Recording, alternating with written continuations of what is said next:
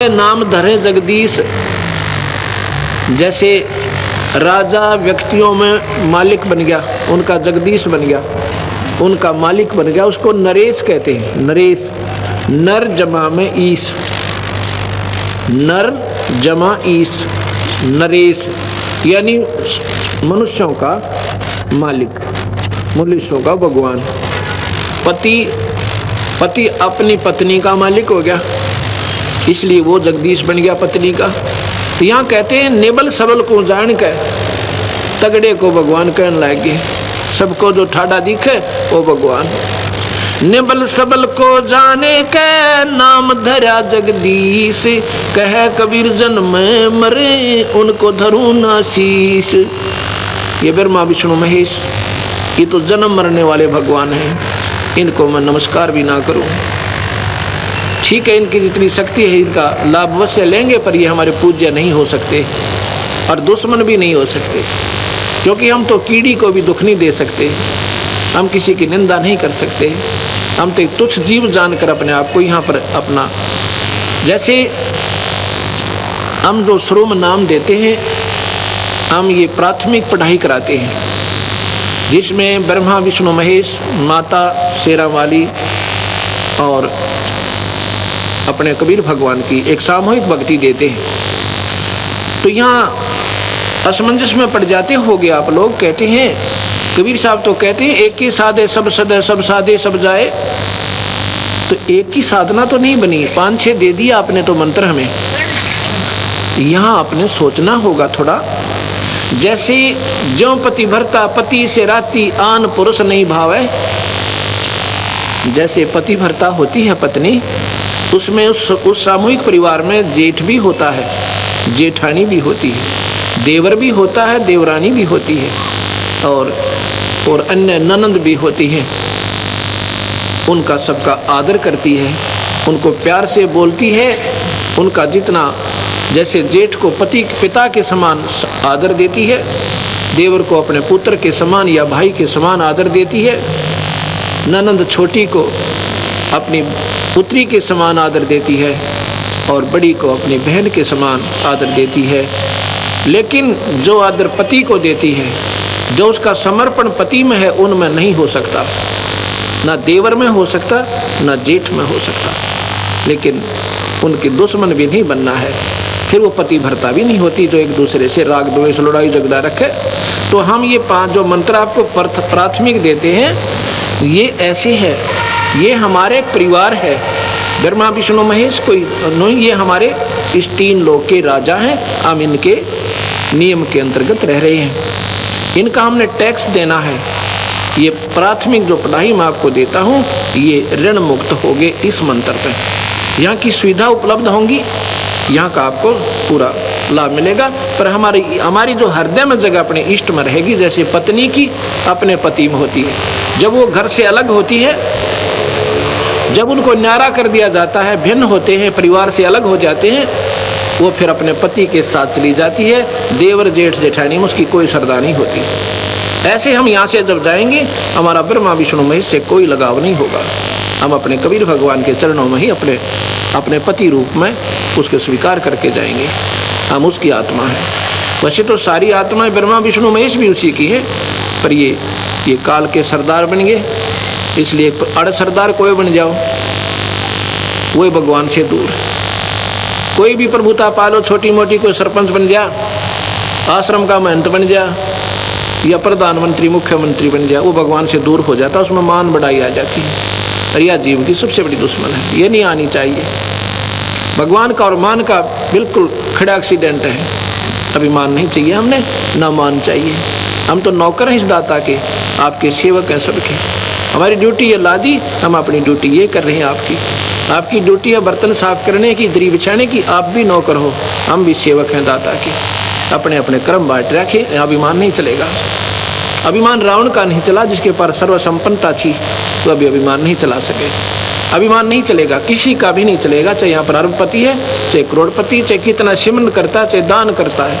अगर अभिमान कर दिया, वो निष्फल है, उसका किया कया सब खत्म हो जाता है।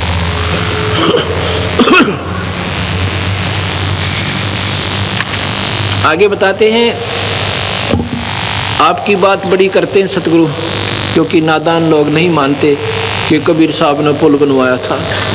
आपकी बात बड़ी कर देते हैं। आपने उनको भगवान क्यों माना? क्योंकि उन्होंने पुल बांध दिया समुद्र पे। तो यहाँ कहते हैं कबीर समुद्र पाट लंका गए, सीता को भरतारे, अगस्त ऋषि उसे पी गया, भाई इनमें कौन करता रे। आप इसी बात से भगवान की संज्ञा में लिया रामचंद्र जियों को कि उन्होंने पुल बांध दिया पर पानी पे, और अगस्त ऋषि इन सातों समुद्रों को एक ही घूंट में पी गए थे, फिर इनमें भगवान कौन हुआ? ये सोचने की बातें हैं। सतगुरु कहाँ बोल रहे हैं ये हमने विचार करना पड़ेगा, और तब हम स्थिति हमारी मन की जो है नॉर्मल बनेगी, तब हम भक्ति करने के योग्य बनेंगे। अभी तो हम सुने सुनाए जिसने जैसा कह दिया, अपना अंधाधुंध लगे हुए, तो इससे कोई लाभ नहीं होगा। आगे बताते हैं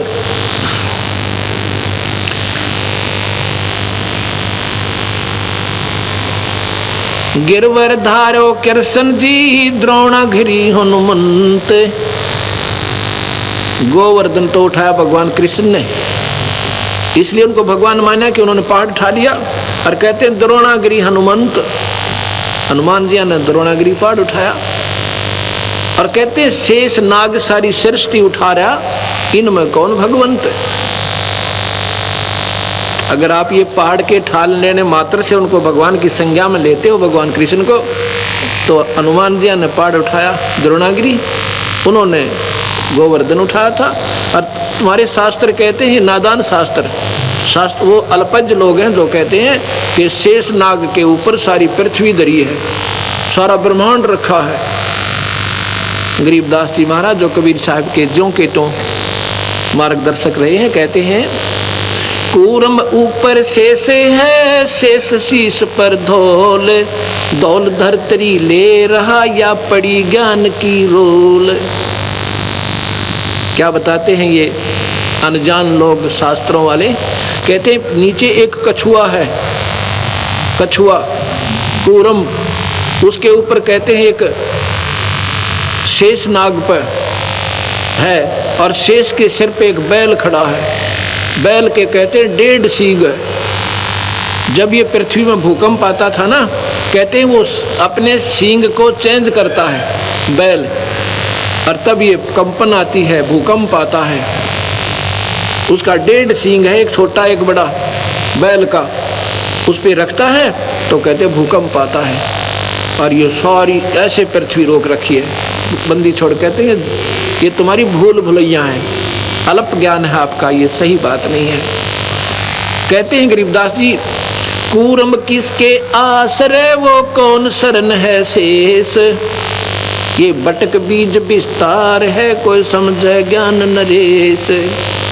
फिर वो कूर्म किस चीज पे है भाई? कूर्म से शुरू कर दिया तुमने कि कूर्म के ऊपर शेषनाग, शेषनाग के ऊपर एक बैल, बैल पर या सॉरी ब्रह्मांड रखा। वो कूर्म किस चीज पर टिका हुआ है भाई? वो भी तो बता दो। अर्थात ये कोई ज्ञान ज्ञान नहीं तुम्हें, ये क्या है? सतगुरु आगे जवाब देते हैं ये बटक बीज विस्तार है, कोई समझे ज्ञान नरेश, यानी पूर्ण ज्ञानी ही इसका आपको मार्गदर्शन कर सकता है, आपको बता सकता है वो क्या है। ये गलत भी नहीं है शास्त्र, पर समझन की कमी रही। धर्मदासियों ने पूछा ही सतगुरु क्या यह वेद और कतेब गलत है, झूठ है? अक नहीं, वेद कतेब झूठे ना भाई, और नहीं समझे झूठे हैं भाई। जिनको समझे नहीं वो झूठे हैं, उनको सही ज्ञान नहीं था। ये क्या है? जैसे सेक्रेटेरिएट बना रखा है, अब तो हर राजधानी में बन गया, हर मतलब स्टेट में, उसमें 4-4, 5-5, 6-6, 7-7 मंजिल ऊपर नीचे ऑफिसेज की बना देते हैं, ऑफिसरों की। ऐसे उस मंजिल में कोई गांव का व्यक्ति जाता है, उसने कोई कार्य है, उसको कहते हैं ये सेक्रेटरी से दस्तखत करवा के लाओ, नीचे जाओ। सेक्रेटरी कहता है ये दस्तखत मेरे नीचे जाओ, उससे कराओ, मेरे पीए से। और पीए कहता है नीचे तहसीलदार से करा के लाओ। तो वो ऐसे वो नीचे तहसीलदार है, ऊपर सेक्रेटरी का पीए बैठा है, फिर ऊपर सेक्रेटरी है, फिर सीएम बैठा है। गांव वाले पूछते हैं भाई कैसे हैं वहाँ पर अधिकारी लोग, वो बताता है, कहते हैं तहसीलदार के सिर पे पीए बैठा है, पीए के सिर पे जो है मंत्री उसका सीएम बैठा है, तो सेक्रेटरी बैठा है, सेक्रेटरी के ऊपर कहते हैं सिर पे सीएम बैठा है। अब वो समझाने वाला अनजान था, वो तो अपने हिसाब से सही बता रहा था, पर समझ नहीं चूक कर गए। उन्होंने बता दिया कि एक दूसरे के सिर पे बैठे हैं। वो सिर पे नहीं, बीच में और पार्टी सन थी जिसका सपोर्ट न्यारा था। ऐसे ये लोग जैसे बीच में, या गुरुत्वाकर्षण कहो, इसको प्रानंदनी शक्ति कहा सतगुरु ने। इसकी शक्ति के आधार से ये न्यारे न्यारे पार्टीशंस हैं और अपने अपने स्थान पर ये टिके हुए हैं, ये ईश्वरीय शक्ति से रुके हुए हैं। यहाँ कहते हैं इनको कोई जानकारी समझे, बटक बीज विस्तार है, कोई समझे ज्ञान नरेश। एक वट वृक्ष होता है, वहाँ जड़ से चलती है, लंबा टाला पहुँच जाता है, मानो 100 फुट लंबा, 50 फुट लंबा, वो वहाँ टहनियाँ भी नीचे को आ जाती हैं। वो कि ये कहाँ पे रुका हुआ है? ये रोकने वाली एक मूल और है पेड़ जो जिसको सबको रोके हुए है। ऐसे ये शक्ति सतगुरु की ये सारे ब्रह्मांडों को रोके हुए है। ये कबीर भगवान की शक्ति है जो सबको रोके हुए है। आगे बताते हैं,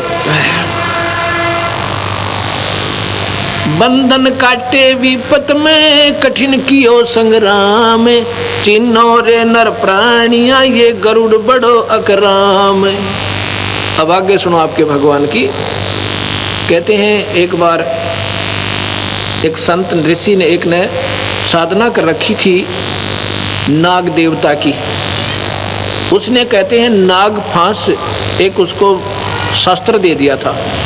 उसने वो नाग फांस शस्त्र छोड़ दिया, जिससे भगवान राम को भी ऐसे बांध दिया जैसे रस्से से बांध देते, नीचे ना हाथ, और उन सर्पों ने जाकर के उनको ऐसे जकड़ दिया, सारी सेना को बांध दिया, और भगवान एक जड़ की तरह खड़े हुए हैं रामचंद्र जी।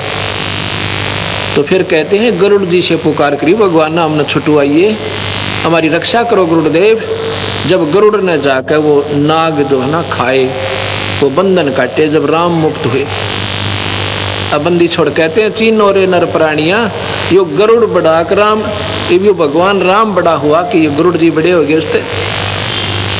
ये भगवान है पर ये पूर्ण नहीं है, ये 3 लोक के ईश्वर हैं। और ये जो कथाएं हैं भाई, ये काल के अधीन है। ये काल भगवान है यहाँ का, सारी सृष्टि का 21 ब्रह्मांड का उसके पास रिमोट कंट्रोल है, और वही सबको नचा रहा है, वही कर्म करवाता है, वही जीव को फिर इसमें कर्मों में ही बांधकर और नचाता है। अब आप देखिएगा, एक समय की बात है, भगवान रामचंद्र जियों की पत्नी को रावण ने उठा लिया था, और भगवान को मालूम नहीं कि उसकी पत्नी ने कौन उठा ले गया। ये मत समझना भक्तजनों कि मैं भगवान राम का या कृष्ण का एक द्रोही हूँ या उनकी निंदा करता हूँ। ये सच्चाई के आधार पर आपको तुलनात्मक बताना पड़ रहा है, इसलिए मैंने जिक्र करना पड़ रहा है, क्योंकि ये श्रेष्ठ ज्ञान भी हमारे समाज में नहीं आया। 3 लोग का भी अगर सही मार्गदर्शन हो जाए तो कबीर साहब की भक्ति 2 मिनट में सारे संसार का समझ में आ जाए। इसलिए हमने ये 0 से शुरू करनी पड़ रही है। इसलिए थोड़ा सा नए व्यक्तियों को ऐसा लगेगा कि महाराज जी शायद भगवानों के निंदक हैं, बिल्कुल नहीं। ज्यों की तो जो कह दी जा वह निंदा नहीं होती, उनके बारे में झूठ कपट मिलाना वो निंदा कहलाती है। भगवान राम को मालूम नहीं है कि सीता को कौन उठा ले गया, तो हम ये मन में प्रश्न आता था, किसी से पूछते थे जब हम कबीर पंथी नहीं थे। मैं तो सन 1988 में ये नाम लिया, और सन 1993 के लास्ट में, यानी लगभग 9वें महीने में, सितंबर में, गुरुदेव ने ऐसे तुरंत बुला कर, 110-12 साल की आयु थी मेरे गुरुदेव की उस समय, और मैं तो अपना नौकरी करता था, बुला करके मुझे कहा कि आज के बाद तू नाम देगा। मेरे सिर पे हाथ धर दिया, मेरा पसीना आ गया सारे शरीर में कि मैं 2 कौड़ी का जीव और इतने पवित्र परमात्मा की मैं कैसे महिमा गा पाऊंगा। तो मैं उनकी आंखों से तरफ देख रहा हूँ, वो भी जान गए कि ऐसा है, ऐसा महसूस कर रहे हैं। कहता मैं तेरे साथ रहूँगा, घबराइए मत ना, और सतगुरु की शक्ति आपके सिर पर रहेगी। जब मुझे थोड़ा सा हौसला हुआ, उसके बाद ये मैंने सन 1994 से प्रचार शुरू किया। उसके 94, 95, 96, 97, 98, 99, 2000, अब 2001 हो गया। अब ये 7-7.5 वर्ष में 1.5 लाख नई कबीरपंथी संगत हरियाणा जैसे राज्य में 1.5 लाख 7 वर्ष में। क्योंकि आज कोई नादान नहीं है दुनिया, सब समझते हैं 2 रोटी खाते हैं और शास्त्र सबके पास उपलब्ध। इनको पढ़ के देखो, ये मत समझना कि मैं शास्त्रों का बोझ मिरता हूँ, इनको उठाए फिरता हूँ, नहीं। ये तो आपके लिए कोई आकर खस्से और कहे जी आप झूठ बोल रहे हैं, ये शास्त्र उठा के दूंगा, ये पढ़ ले वीरा, मेरे से पीछे बात करना, ये आपके शास्त्र हैं। एक अंधा था, वो लालटेन लिए फिरे, अंधेरे में लालटेन ले रखी उसने हाथ में। बच्चे आ जाते हैं कि बाबा, वो कहता भाई देखना देखना मुझे दिखाई नहीं दे रहा है। वो बच्चे कहते हैं बाबा तू लालटेन किस लिए ले रहा जब तूने दिखता ही नहीं। कहता है आप आँखों वालों के लिए कहीं मेरे में टक्कर ना मार दो तुम। ये लालटेन इसलिए ले रखा है तुम आँखों वालों के लिए, कहीं मेरे में टक्कर ना आ मारो। ये लालटेन रखी है मैंने, कोई मेरे से ना खस्से, इनको पढ़ो, अपनी चांदना हो जाएगा अपने आप ही। तो प्रसंग जो चल रहा था, भगवान राम जो है हाहाकार मचा रहे हैं, पक्षियों से पशुओं से पूछ रहे हैं मेरी सीता देखी, मेरी सीता देखी। तो हम क्या करते थे, किसी से पूछते थे कि भगवान होकर के ये क्यों रो रहे थे, और क्या उनको मालूम नहीं था कि सीता कहाँ गई। फिर भगवान कैसे, मन में कया नहीं करते कैसे थे, क्योंकि हम डरते थे कहीं पाप ना लग जाए। लेकिन शंका आती थी तो ऐसे कैसे, क्या भगवान को तो मालूम तो होगा। तो जो हमारा मार्गदर्शक होता था वो कहता नहीं, वो तो लीला कर रहे थे, यहाँ लाकर छोड़ देते थे, वो तो लीला कर रहे थे। हम स्वीकार कर लेते थे कि लीला कर रहे थे, किस लिए कि 33 करोड़ देवता रावण ने बंद कर रखे थे अपनी कैद में। जिन देवताओं की आप पूजा करते हैं उनको तो रावण ने बांध के कैद में डाल रखा था, और इन ऐसायों की तुम पूजा करते हो। भक्तजनों, ये बहन बेटियां भाई, क्योंकि हमारी पूजा ही ढंग की नहीं है तो हम पाएंगे क्या। नास्तिक होता जा रहा है समाज, भगवान का गुण मिलता नहीं क्योंकि हमारी वे ऑफ वर्शिप ठीक नहीं है, हमारी पूजा की विधि ठीक नहीं है।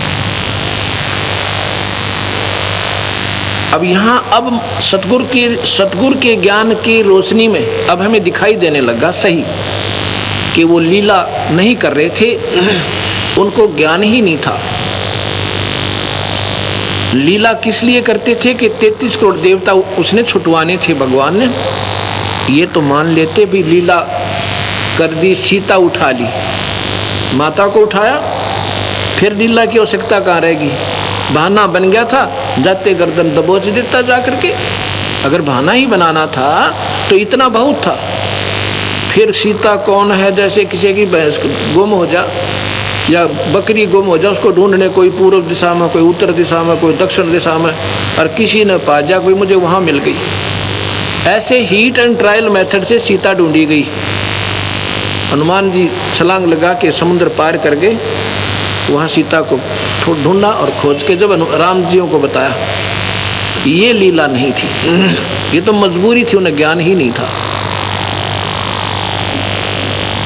इतना समय नहीं लगाते लीला में, पत्नी को तो और उठा ले जा, वहाँ लीला करता रहे पीछे से भगवान या कोई भी पति। वो भगवान ऐसा है थे क्योंकि इस काल के हाथ में रिमोट कंट्रोल है। जो 1000 भुजा का भगवान है, ये ब्रह्मा विष्णु महेश केवल 4 भुजा के हैं, और कबीर साहब असंख्य भुजा के, बिना गिनती के। 4 भुजा का प्रतीक समझो 4 हॉर्स पावर, ये 4 हॉर्स पावर के समझो। इनकी माता है वो 8 हॉर्स पावर की है, उसकी 8 भुजा है। इनके पिता हैं 1000 हॉर्स पावर के, समझ लो।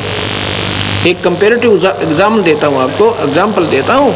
और कबीर साहब पावर हाउस समझो, वो थर्मल प्लांट जहाँ से बिजली मैन्युफैक्चर होती है, बनती है। असंख्य भुजा है उस मालिक के जहाँ से सारी शक्तियाँ बाहर आती हैं। उधर से भगवान शिव जी और पार्वती जी ऊपर से देख रहे हैं। पार्वती कहती है इस व्यक्ति को क्या दुख है हे तरन तारण। तो भगवान शिव कहता है ये व्यक्ति नहीं है, ये भगवान है। वह कहती ये कैसा भगवान जब रो रहा है, मैं तो इसकी परीक्षा लूंगी। ये भगवान शिव कहते हैं तू नहीं जानती पार्वती, सती तू नहीं जानती देवी, मैं जानता हूँ। ये विष्णु अवतार हैं और इनकी पत्नी उठा ली किसी ने, ये उसकी तलाश के उसके वियोग में रो रही हैं। तो पार्वती कहती है, वो देवी कहती है फिर भगवान रोता क्यों है, मैं इसकी परीक्षा लूंगी। तो शिव जी कहते हैं परीक्षा मत लेना। वो कहती अच्छा नहीं लूंगी। थोड़ी सी देर के बाद भगवान चले जाते हैं। भगवान आते हैं नीचे शिव जी और भगवान के चरण छूते हैं, प्रणाम करते हैं दोनों आपस में एक दूसरे को और चले जाते हैं। पार्वती सोचती है कि ये शिव जी भी भोलानाथ है, ये वैसे किसी के चरण छू लेता है। ये तो ऐसे दशरथ पुत्र है, राजा का लड़का है, वियोग में रो रहा है। भगवान शिव अपना घूमने चले जाते हैं। पार्वती पीछे से, वो देवी जी पीछे से सीता रूप बनाती है। सीता रूप बना के भगवान के सामने खड़ी हो जाती है। उस समय भगवान राम कहते हैं हे दक्ष पुत्री माया, हे दक्ष की बेटी। तो भगवान ने कि कहाँ छोड़ आई शिव जी को, अकेली कैसे आ गई। तब वो कहती हो आप तो ठीक ही आपको प्रणाम कर रहे थे भगवान शिव जी, आप तो वाकई भगवान हो। अब यहाँ सोचने की बात है भक्तजनों, अब तो सीता, उसने पहचान लिया कि सीता नहीं है, ये तो पार्वती है। और उस समय भगवान को मालूम ही तेरी सीता गई कहाँ है, ये क्या चीज है, ये समझना होगा अपने। और यही समझाने के लिए सतगुरु का ज्ञान, ये सारी भूमिका आपको बता रहा हूँ कि ये काल जो है 21 ब्रह्मांड का एक रिमोट कंट्रोलर है। इसने जिस जीव की जितनी बुद्धि खोलनी है वहीं से छोड़ देता है, ऑफ करनी है वहां से कर देता है। उधर से जब पार्वती वापस जाती है तो भगवान शिव उनको जान जाते हैं, क्योंकि वो भी इस काल निरंजन के हाथ में। भगवान शिव को अंदर में जाकर ये चांदना कर दिया, चेष्टा दे दी कि ये सीता का रूप बना कर गई है। उसने आके पूछा कि तू सीता का रूप बना कर गई है। वो हंसने लग जाती है कि नहीं मैंने कोई परीक्षा नहीं ली। तो भगवान शिव ने पार्वती को हृदय से उतार दिया, उसको पत्नी रूप में स्वीकार नहीं किया। क्यों नहीं किया, उसने कहा कि तू मेरी माँ का रूप बना के गई है, अब तू मेरी पत्नी नहीं रही। माँ क्यों कहा, ये 3 भाई हैं, बड़ा ब्रह्मा है, दूसरा विष्णु है, तीसरे नंबर का शिव है। क्योंकि शिव का बड़ा भाई जो विष्णु हुआ और बड़ी भाभी माँ के तुल्य होती है। ये हमारा एक संविधान है, ये एक हमारा आचरण होना चाहिए कि बड़े भाई की पत्नी माँ के तुल्य दृष्टिगोचर होनी चाहिए। इसलिए उसने कहा कि तूने आज मेरी माँ का रूप बना लिया, तो मेरी पत्नी नहीं रही। भगवान शिव ने उसको अपने हृदय से तलाक दे दिया, अपने हृदय से चाहा नहीं। पार्वती भी इस बात को जान गई कि अब ये पक्का अनाड़ी है और इन्होंने जो निश्चय कर लिया ये दोबारा स्वीकार नहीं करेगा तुझे। उसके बाद क्या होता है, अब मैं शास्त्र सुनाऊंगा पर आपने ऐसा लगेगा जैसा कि महाराज जी, क्योंकि शास्त्रों के सुनाए बिना हमें, जैसे मैं बताऊं कि SHO जो थानेदार होता है, अब थानेदार ने कोई सोचा कि सुप्रीम पावर है, सारे जिले का मालिक है, और मैं कहूँ नहीं भैया नहीं, ये तो इसका कर्म, इसकी क्रिया ही न्यारी है, ये तो एक सुरक्षा का प्रतीक है और इसका कुछ सीमित क्षेत्र है, ये ज़्यादा नहीं है। उसका जो पुजारी है वो महसूस कर सकता है, जिसने नहीं ज्ञान, क्योंकि वो तो उसने बहुत बड़ा शक्तिशाली मान रहा था। लेकिन वो थानेदार को थानेदार कहना कोई निंदा नहीं है, डीसी को डीसी बताना, तहसीलदार को तहसीलदार बताना कोई निंदा नहीं। कोई नादान उनको प्रधानमंत्री माने बैठा हो तो उसकी गलती है कि वो गलत सोच रहा था।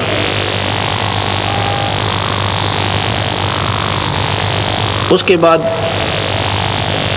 वो देवी जो है सोच लेती है कि अब यहाँ दो तो घर में सदस्य हम और दोनों ही आपस में बोल नहीं रहे, तो मैं यहाँ से खिसक जाती हूँ। अपने पिता राजा दक्ष के यहाँ जाती है। पार्वती ने जबरदस्ती यानी ऊपर से होकर माता पिता की आज्ञा के विपरीत शादी की थी भगवान शिव तय, क्योंकि उसके पिता राजा दक्ष कहते थे कि मैं इस शिव का शादी नहीं करूँगा अपनी बेटी की, क्योंकि ये तो गले में सर्प रखता है, राख लपेटे रहता है, इसको मैं शादी नहीं करूँगा। लेकिन पार्वती ने अपने हृदय से स्वीकार कर दिया था। नारद जी ने उनसे बता दिया था कि ये परमात्मा है, बेटी तेरा संयोगिनी से है, माई तेरा संयोगिनी से है। तो उसने शिव को चिट्ठी लिख दी थी नारद के हाथ के आप आ जाओ, मैं आपको वर वरूंगी। तो भगवान शिव चले गए थे, राजा दक्ष की नहीं बसाई थी, तो पार्वती ने उसको लड़की उस देवी ने उनका माला डाल दी थी, यानी भगवान शिव ले आए थे पत्नी रूप में। उसके बाद राजा दक्ष ने उनको कभी नहीं बुलाया था किसी भी अनुष्ठान में, या कोई घर के घरेलू कोई ब्याह शादी में नहीं बुलाते थे, दोनों को रुष्ट हो गए थे। अब वो जो देवी है वो पार्वती समझो, वो वहाँ पहुँच जाती है राजा दक्ष के घर पर। उसमें वहाँ पर एक यज्ञ हवन चल रहा था, यज्ञ हो रहा था, राजा दक्ष ने की थी। तो उस राजा दक्ष को ये मालूम था मैंने भगवान शिव को नहीं बुलाना, वो रुष्ट होगा मेरे तय, और रुष्ट होगा तो यज्ञ में बाधक बनेगा, मेरी यज्ञ को खंड करेगा। इसके लिए भगवान विष्णु से और ब्रह्मा से विशेष प्रार्थना की थी कि मेरी यज्ञ आपके हाथ में संपूर्ण करानी, आप मेरी रक्षा कीजिए। दोनों के दोनों विराजमान थे उस यज्ञ में राजा दक्ष की सुरक्षा के लिए। उधर से जब वो देवी जाती है, वहाँ पर क्या कर रखा था कि जो रिश्तेदार बहनों के बटेऊ, लड़कियों के बटेऊ यानी पति, वो जो आए हुए थे या कोई गणमान्य महापुरुष आए थे या कोई सिद्ध पुरुष ऋषि थे, और जो नहीं आए थे जिनको आमंत्रित किया हुआ था, उनके आसन लगा रखे थे न्यारे न्यारे, और जो रिश्तेदार नहीं आया था उसका हिस्सा सबके सम्मान न्यारा न्यारा उसके खाली स्थान पर, उसके आसन पर रखा जा रहा था। पूजा भी और उसके कपड़े भी, जो कुछ भी उसमें वो पुरोहित आदेश देता था। लेकिन भगवान शिव का उसने देखा, देवी ने घूम कर चारों तरफ, भगवान शिव का ना कहीं आसन था और ना ही उनका हिस्सा निकाला हुआ था। इस बात से बहुत अक्षुब्ध हो जाती है देवी, बहुत नाराज हो जाती है, अपनी माँ के पास जाती है, क्योंकि बेटी का माँ के ऊपर ही जोर चला कर है। माँ के पास जाके कहती, माँ ये तुमने क्या कर रखा है, आपने अपने दामाद का ना कहीं हिस्सा रखा है ना उनका आसन दिया है, ये तुमने गलत किया है। अब माँ कहती है, बेटी मैंने तेरे पिता से प्रार्थना की थी पर वो नहीं माना, वो कहता है इस लड़की ने मेरे साथ मजाक किया है, मेरी बेइज्जती करवाई है, मन मर्जी से शादी की है, अब मैं उनको ना बुलाऊं ना उनका हिस्सा रखूं। बेटी ना तो तू मानी मेरी बात, ना तेरा पिता मानता, अपने पिता से पूछो जाके। राजा दक्ष के पास जाती है, पिताजी आपने अपने दामाद को आमंत्रित नहीं किया। तो राजा दक्ष कहता, तुझे किसने किया, तू क्यों आई यहाँ पे? ऐसा क्योंकि इससे हमें थोड़ी शिक्षा चाहिए कि हमने कभी भी किसी से अभद्र व्यवहार नहीं करना चाहिए। आगी थी बच्ची, कोई बात नहीं, प्यार देते, कोई बात ना बेटा, अपना कारण बताते, प्यार से कहते। लेकिन कहा कि तू किसने बुलाई थी यहाँ पर, बिना बुलाए नहीं आना चाहिए किसी के यहाँ पर। पार्वती ने सोचा कि इस जीने से मर जाना अच्छा है। वो देवी जो है हवन कुंड बड़े बड़े बनवा रखे, उसमें नो पूरा घी डालें और लपट जामे ऊंची ऊंची अग्नि की, उस हवन कुंड में गिर जाती है, आत्महत्या कर लेती है। आत्महत्या कर लेती, उसके बाद उनको सती की पदवी दे दी गई कि वो सती होगी। उनको सती जी कहा जाने लगा। उधर से भगवान शिव ने इस बात का ज्ञान हुआ कि ऐसे ऐसे पार्वती का अनादर हुआ सती जी का, और उन्होंने आत्महत्या कर ली। कहते हैं भगवान शिव ने अपने बालों से एक बाल पाड़ा जटा से और जमीन पर पटक दिया। ये शिव पुराण रखा मेरे पास, तो ये ना समझना कि महाराज जी भगवान की वैसे अपने घर पे कथा गाते होंगे। ये शिव पुराण मेरे पास रखा, इसमें न्यू का न्यू लिख रखा है। उसने एक बाल पाड़ा, जमीन पर पटका, उसमें से कहते हैं एक कालभद्र की उत्पत्ति हुई, वीरभद्र की। डील डोल बहुत ऊंचा लंबा चौड़ा, और कहता आदेश तो भगवान क्या करना है। भगवान शिव ने आदेश दे दिया कि राजा दक्ष की गर्दन उतार दे जाके, सारी ले जा, भूत प्रेत ये सब सेना तेरे साथ हैं, ये गण सबको ले जा। अब सबको लेकर वीरभद्र चल पड़ता है। राजा दक्ष के सभा में इस बात का ज्ञान हो जाता है कि वीरभद्र आ रहा पूरी सेना लेकर और तबाह मचा देगा। सब राजा लोग खिसक जाते हैं, चले जाते हैं। भगवान ब्रह्मा भी और विष्णु भी वहां से चलने की तैयारी करते हैं। उस समय राजा दक्ष कहता है, ब्रह्मा और विष्णु तो प्रार्थना करते हैं कि भगवान मैंने आपकी आड़ लेकर, आपकी ओट लेकर, आपका सहारा लेकर मैंने यज्ञ शुरू किया था, आप तो मत जाओ, आप तो मेरी रक्षा करो। ब्रह्मा कहता नहीं भैया नहीं, वीरभद्र के सामने कौन अपना सिर कटवावे, हम नहीं रुकते। ब्रह्मा तो चले गए। कहते भगवान विष्णु रुक जाते हैं काफी आग्रह करने से। तो वहां क्या होता है, वीरभद्र आ जाता है, विष्णु जी की और वीरभद्र का आमना सामना हो जाता है। वीरभद्र ने भगवान के तीर मारा, और कहते हैं भगवान जो है विष्णु जी स्तब्ध हो गए, मूर्तिवत हो गए, हिले टहले नहीं जा रहे। फिर वेद मंत्र बोलने वालों ने वेद मंत्र बोलकर भगवान की सतबता दूर करी। फिर भगवान विष्णु भाग गए। न्यू का न्यू लिख रखा है इस जीव पुराण में। अब यहाँ से इस भगवानों की समर्थता, इनकी सर्वशक्तिमान होने का प्रमाण शास्त्रों से ही बता रहा हूँ आपको। ये कितने सर्वशक्तिमान हैं और कितने ये समर्थ हैं। ये तीन लोक के ईश्वर हैं, ये चार भुजा के भगवान हैं। इनमें जितनी शक्ति है आम जीव से ज़्यादा है, क्योंकि ये परमात्मा है। आपको परमात्मा की भी सब परिभाषा बतानी पड़ेगी। परम माने श्रेष्ठ, उच्च आत्मा है। ये आम जीव से उच्च आत्मा है, श्रेष्ठ आत्मा है, उत्तम आत्मा है। इनमें दयालुता भी ज़्यादा है, इनमें सहनशीलता भी ज़्यादा हमारे आम जीव से, इसलिए इनको परमात्मा कहते हैं। श्रेष्ठ आत्मा, उठी हुई आत्मा, उच्च आत्मा। और इसलिए इनको इन तीन विभागों के मालिक बनाया जाता है। जैसे IAS ऑफिसर होते हैं, उन्हीं को उस पदों पर रखा जाता है, अन्य को नहीं रखा जाता। ये परमात्मा ये हमारे से परम है, आम जीव से परम है, इनसे परम इनके पिता है परमात्मा, जो 21 ब्रह्मांड के मालिक हैं। उस 21 ब्रह्मांड की परमात्मा से और ऊपर एक परमात्मा है, वो परब्रह्म है, वो अक्षर पुरुष है। अक्षर पुरुष से ऊपर भी एक और परमात्मा है, इनसे भी श्रेष्ठ आत्मा है, वो कबीर भगवान है, जो सब परमात्माओं के परमात्मा है। ये परमात्मा की परिभाषा आपके समझ में आ गई होगी।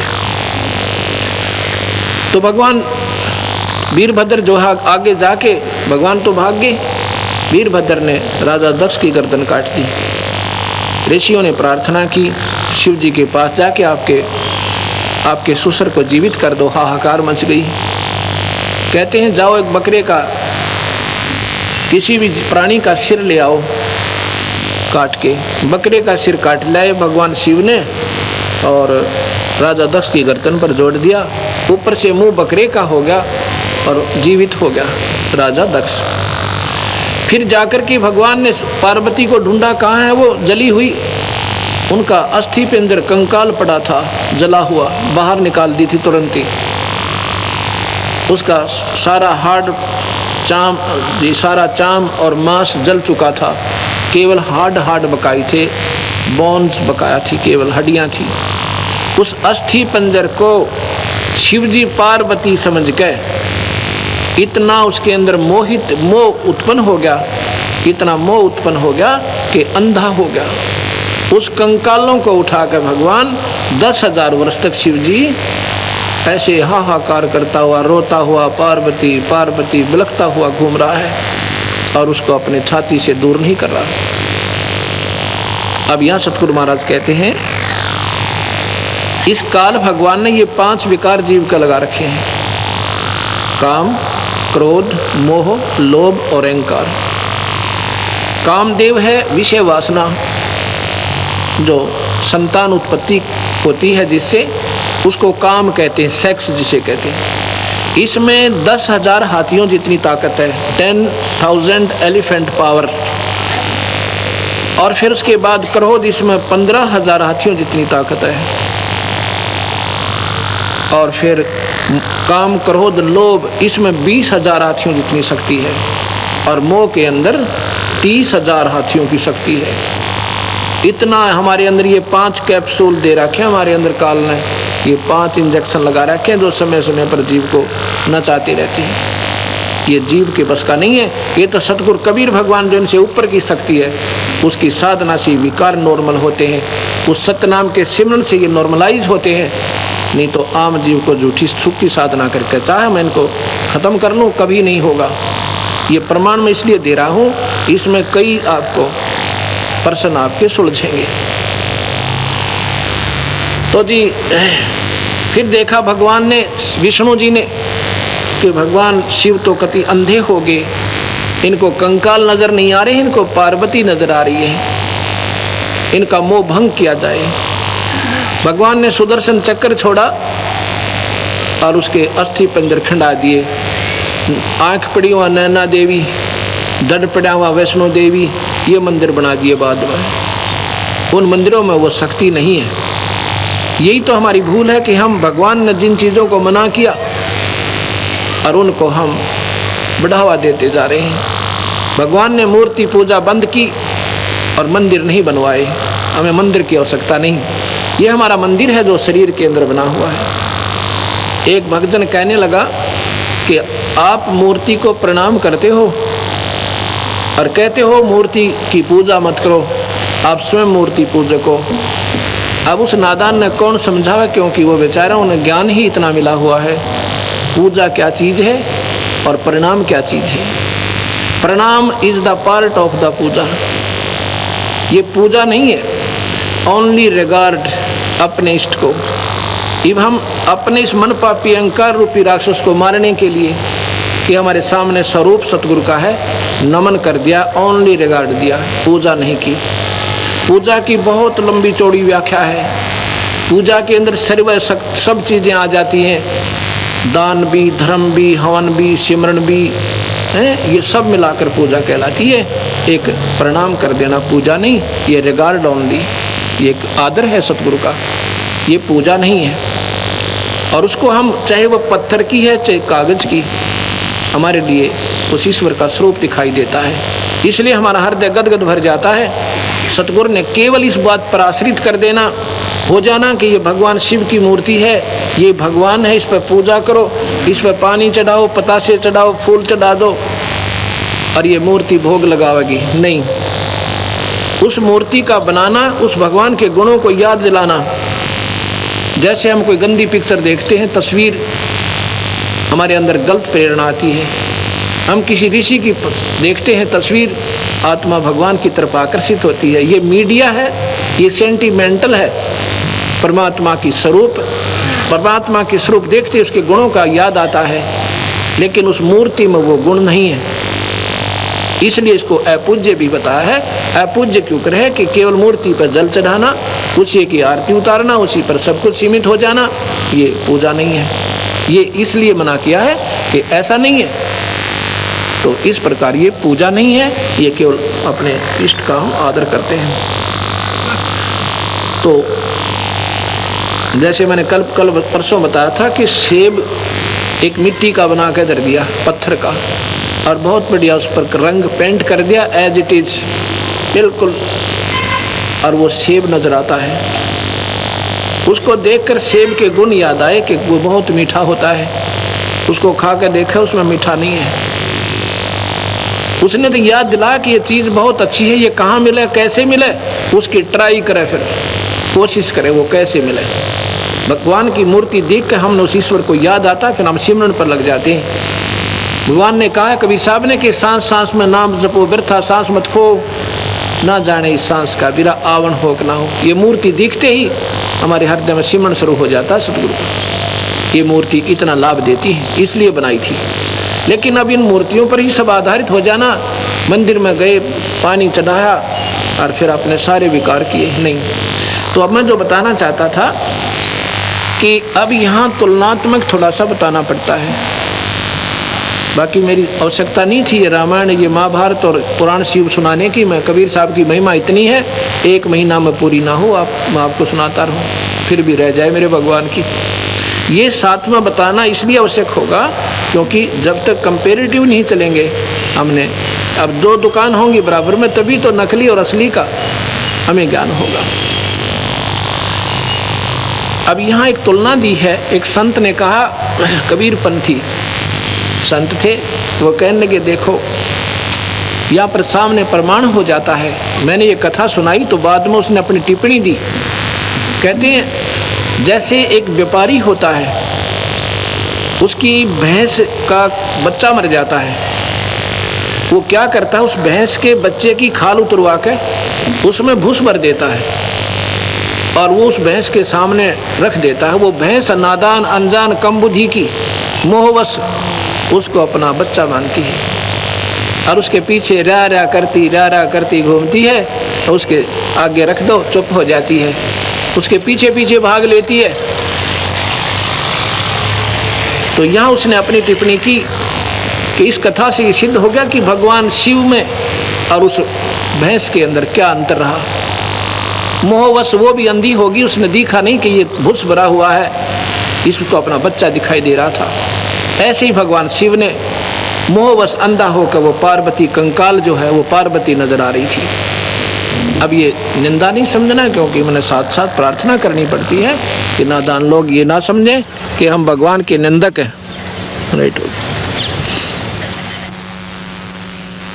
मोह भंग होता है शिव का, एकदम वो बहुत पश्चाताप करता है। उनने मन में क्या ठान लिया कि अब मैं इस सेक्स को, इस कामदेव को ख़त्म करूँगा, यही मेरी दुर्गति का कारण बना। अगर सेक्स नहीं होता, काम नहीं होता, तो मैं शादी नहीं करता, और शादी नहीं करता तो पार्वती का ये हाल नहीं होता और ये मेरी दुर्गति ना होती। उन्होंने 88,000 वर्ष तक अपना मेडिटेशन करके, मनन करके, आत्मचिंतन करके 88,000 वर्ष तक समाधि लगाई कैलाश पर्वत पर जाकर। उसके बाद उनकी समाधि टूटी और उनको हो गया कि मैंने कामदेव पर विजय पा ली। उनको पक्का विश्वास हो गया कि अब ना रही बांस ना बजेगा बंसुरी। अब ये काल बहुत बली है ये काल भगवान। उस दिन तो प्रसन्न रहा भगवान शिव।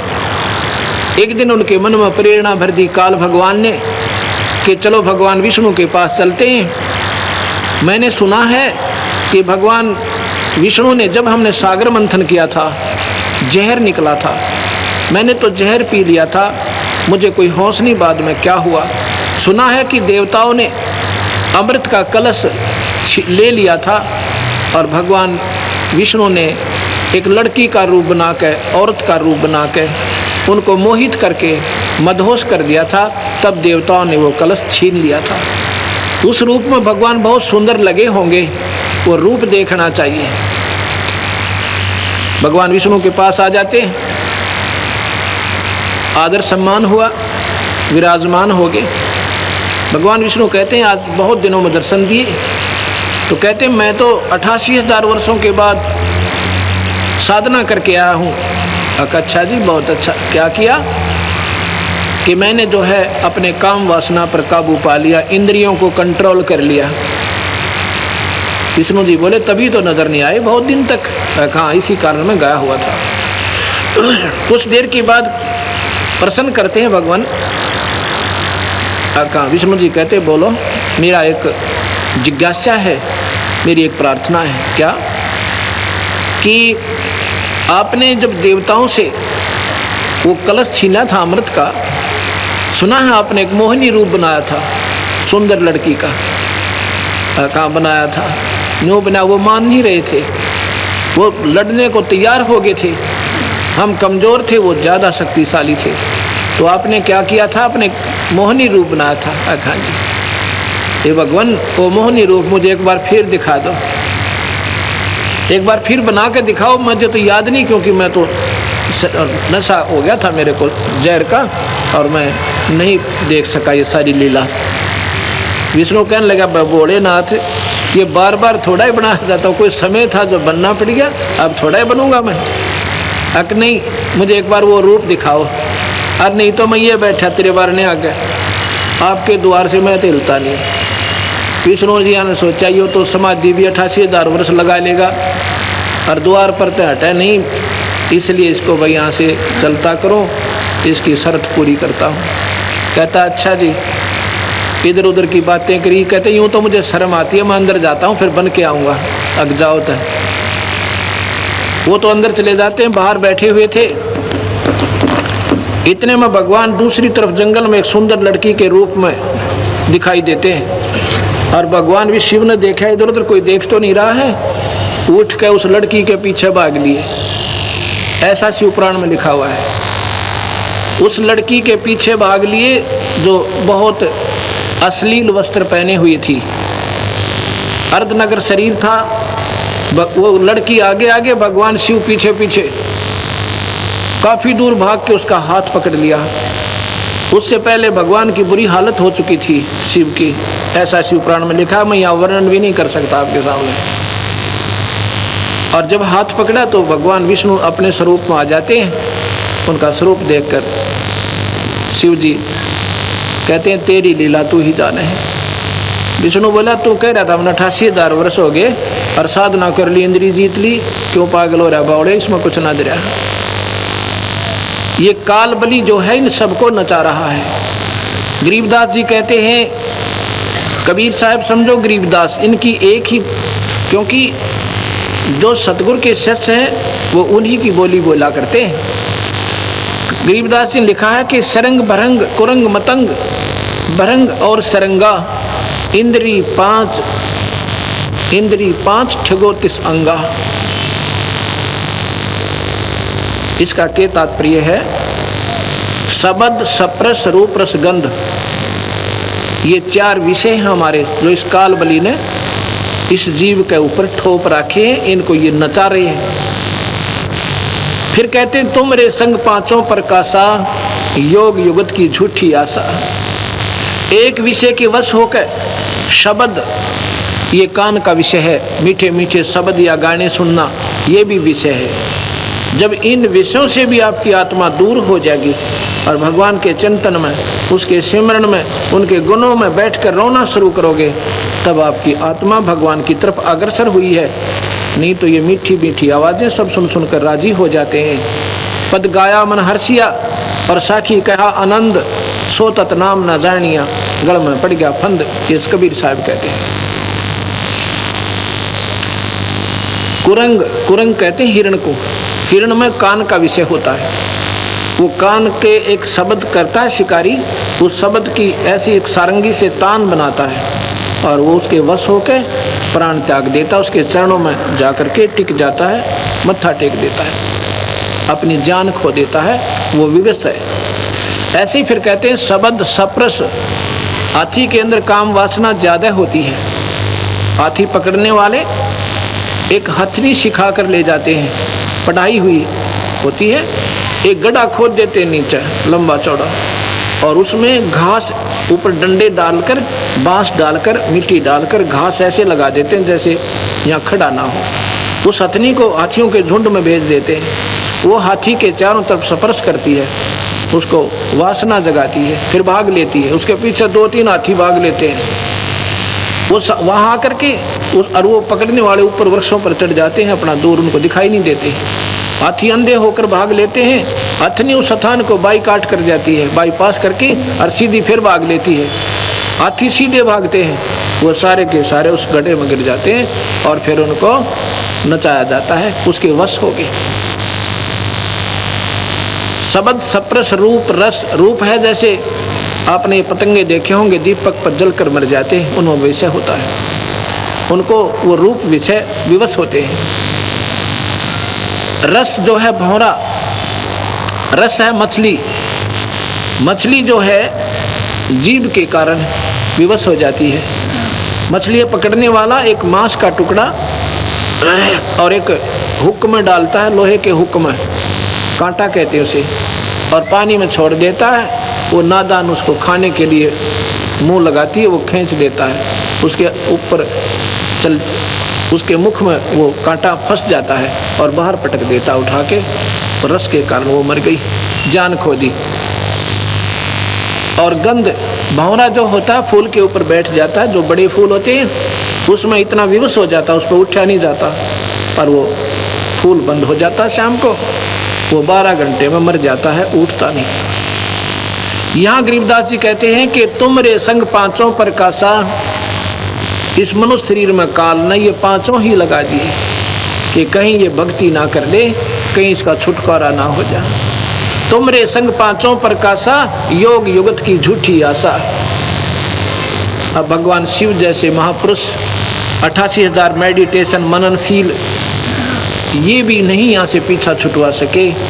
सतगुरु महाराज कहते हैं ये तुम्हारी झूठी आशा है। मैं बताता हूँ आपको, सतनाम देंगे हम। सतनाम है एक सांस का सिमरन, सांस उसांस सुमर कर उसके फिर ये खत्म हो जाते हैं, ये विकार नॉर्मलाइज हो जाते हैं, आपको याद भी नहीं आएंगे, ऐसी स्थिति में आप आ जाओगे। वो सिमरन सतनाम है।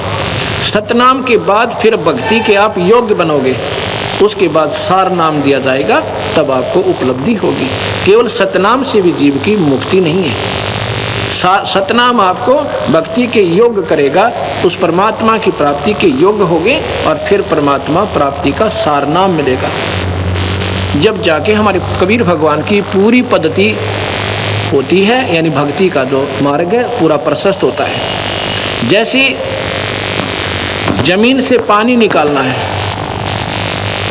जमीन से पानी निकालना है, ट्यूबवेल लगाना है, हैंडपंप लगाना है, उसके लिए क्या होता है, एक या तो ड्रिल मशीन से या ऐसे बोकी के द्वारा लोहे का एक पाइप सा होता है, उसके माध्यम से बार बार ऐसे बोकी लगाई जाती है।